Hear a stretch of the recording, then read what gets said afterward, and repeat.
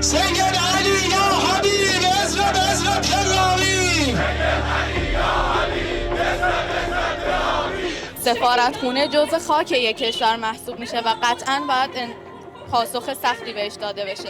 اینکه ساکت بشینیم اصلاً دلیل خوبی نیست و کار درستی نیست، به خاطر اینکه به خودش رو میده و جرأت میده که مواضع بیشتری رو مورد حرف بده. چرا دفعه بعدی تهران نه و باید انتقام سختی گرفته بشه.